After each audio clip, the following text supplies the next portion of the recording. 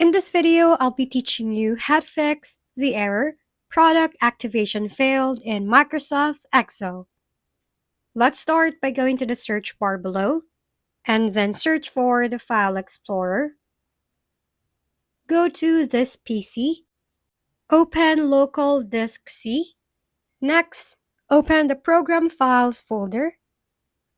Now scroll down and look for the Microsoft Office folder, then open it. Open the Office 16. Then right-click on this application. In the pop-up menu, select Run as Administrator. Now, if this action doesn't work in one time, then try to do this at least 3 times to run as administrator. Now, try to check on your Excel if the error is now fixed. Thank you for watching. We hope this video helped you figure things out. If we've been helpful, kindly give us a thumbs up. And don't forget to hit the subscribe and bell button for more contents. For any questions and suggestions, comment down below.